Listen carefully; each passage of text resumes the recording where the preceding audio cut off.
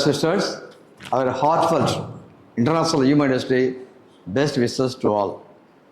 We are very happy to bring together in this auditorium many social leaders who work tirelessly for the betterment of our society, honorable judges, lawyers, doctors, teachers, journalists, and social workers, all of whom have made many sacrifices to bring about a better change in the society. सभी भाई बहनों को मानव हक दिवस के शुभकामनाएं। इस सभागार में एक साथ कई सामाजिक नेता जो हमारे सामाजिक भलाई के लिए अथक प्रयास करते हैं, वे हैं माननीय न्यायाधीश, वकील, डॉक्टर, शिक्षक, पत्रकार और सामाजिक कार्यकर्ता। इन सभी ने इस समाज में बेहतर बदलाव लाने के लिए कई बलिदान दिए हैं। ప్రియమైన సోదరి సోదరీమణులారా, మీ అందరికీ మా హృదయపూర్వక మానవ హక్కుల దినోత్సవ శుభాకాంక్షలు. ఈ ఆడిటోరియంలో సమాజ అభివృద్ధి కోసము అవిశ్రాంతిగా కృషి చేసిన అనేక మంది సామాజిక నాయకులు, గౌరవనీయులైన న్యాయమూర్తులు, న్యాయవాదులు, వైద్యులు, ఉపాధ్యాయులు, జర్నలిస్టులు మరియు సమాజంలో మెరుగైన మార్పు తీసుకురావడానికి అనేక త్యాగాలు చేసిన సామాజిక కార్యకర్తలను చూడటం మాకు సంతోషముగా ఉంది. To create a disease-free society, people should live without fear. We will work hard and hand in hand with the four pillars of democracy to protect the social welfare of public. रोग मुक्त समाज बनाने के लिए लोगों को भयमुक्त होकर रहना चाहिए। हम जनता के सामाजिक कल्याण की रक्षा के लिए लोकतंत्र की सारों स्तंभों के साथ मिलकर काम कर रहे हैं। వ్యాధి రహిత సమాజాన్ని సృష్టించడానికి, ప్రజలు భయం లేకుండా జీవించాలని, ప్రజలు సామాజిక సంక్షేమాన్ని కాపాడడానికి ప్రజాస్వామ్యాన్ని యొక్క 4 స్తంభాలతో మేము చేయి కలిపి పని చేస్తున్నాం. Humanist organizations are spread over the whole world. Society as a whole have accepted in principle the humanist organizations as the world's third investigative bureau, and their activities are centered above board without any bias such as religion, caste, language or gender. मानवीय हक संगठन दुनिया में हर एक जगह फैला हुआ है। समाज में मानवीय हक संगठन को दुनिया में तीसरे स्थान पर रखा है। इसमें काम करने वाले सभी लोग जाति, धर्म, भाषा और लिंग के बिना काम कर रहे हैं। మానవ హక్కుల సంస్థలు ప్రపంచవ్యాప్తంగా విస్తరించున్నాయి. సమాజ సూత్రప్రాయముగా మానవ హక్కుల సంస్థలను ప్రపంచంలోని 3వ దర్యాప్తు బ్యూరోగా అంగీకరించడము మరియు వారి కార్యకలాపాలు మతము, కులము, భాష లేదు, లింగం వంటి ఎటువంటి పక్షపాతం లేకుండా కేంద్రీకృతముగా ఉంటున్నాయి. We come across instances in some corner of the world. Someone is treating another as a slave and torturing him, even without paying proper wages for work done sorely, amounts to slavery. हम दुनिया में कई उदाहरण देखते आ रहे हैं। कहीं किसी ना किसी को गुलामी बनाता है और उनका काम करने का मजदूर भी बराबर नहीं देता। ప్రపంచవ్యాప్తంగా మన పరిస్థితులను ఎదుర్కొంటాము. ప్రజలను బానిసలుగా చూడటము లేదా వారిని హింసించడము, కొన్నిసార్లు చేసిన పనికి సరైన వేతనాలు చెల్లించకుండా హింసించడము, ఇది బానిసత్వంతో సమానం.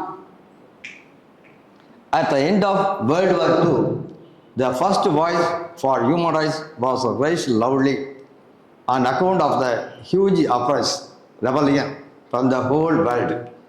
And as a consequence of the reaction, the United Nations brought about a proclamation in its Council on Human Rights. After such a proclamation, we the people in the entire universe were conferred several important rights in our daily lives. दुनिया में जब दूसरा युद्ध हुआ था तभी पहली बार मानवीय क्या हक की आवाज उठी। दुनिया में संपूर्ण विषय में ही भारी विरोधों से फलस्वरूप तथा प्रतिज्ञा के फलस्वरूप संयुक्त राष्ट्र ने मानवाधिकार परिषद में एक उद्घोषण की। ऐसे उद्घोषण के बाद पूरी ब्रह्मांड में हम लोगों को अपने दैनिक जीवन में कई महत्वपूर्ण प्रदान किए गए। రెండవ ప్రపంచ యుద్ధం ముగింపులోను మానవ హక్కుల కోసం మొదటి గొంతు బిగ్గరగా వినిపించింది. ఇది ప్రపంచంలోని వివిధ మూలల నుండి పెద్ద గందరగోళం మరియు తిరుగుబాటుగా దారితీసింది. పర్యావసనంగా ఐక్యరాజ్య సమితి మానవ హక్కులపై తన మండలిలో ప్రకటన చేసింది. అటువంటి ప్రకటన తరువాత ప్రజలకు రోజువారీ జీవితంలో అనేక ముఖ్యమైన హక్కులు లభించాయి. If human rights are not protected, each and everyone will take the law into his hands and there will be a shouting dictatorship. Hence, it is absolutely essential to safeguard human rights. So far, throughout the world, many organizations and committees have been set up and they are propagating on human rights education, laws, how to protect such rights, etc. Today, I am happy that I have been taken efforts to help ignorant people without any government support, profit or political affiliation. अगर मानवीय हक सुरक्षित नहीं होगा तो हर एक आदमी मानवीय हक को अपने आप में लेकर सर्वाधिकारी बनने का दिन आ जाएगा। इसलिए मानवीय हक को सुरक्षित रखना ही होगा। इसलिए दुनिया में मानवीय हक का संगठन और कमेटी शुरू किए है और मानवीय अधिकार कानूनी शिक्षा को रक्षा करने के लिए प्रचारित कर रहे हैं। आज मुझे खुशी है कि मैं भी इसमें एक भाग हूँ और बिना कोई सरकारी मदद, लाभ और राजनैतिक मदद से सेवा कर रहा हूँ। మానవ హక్కులను కాపాడకపోతే మరియు ప్రతి ఒక్కరూ చట్టాన్ని తమ చేతుల్లోకి తీసుకుంటారు మరియు భూమి నియంత్రణలోకి వస్తుంది. అందువల్ల మానవ హక్కులను కాపాడుకోవడం చాలా ముఖ్యం. అందువల్ల అనేక సంస్థలు మరియు కమిటీలు ఏర్పాటు చేయబడ్డాయి మరియు మానవ హక్కుల విద్య, చట్టాలు మరియు అటువంటి హక్కులను ఎలా రక్షించాలో ప్రచారం చేస్తున్నాయి. ప్రభుత్వ మద్దతు లేదు, రాజకీయ ప్రభావం లేకుండా ఆజ్ఞలకు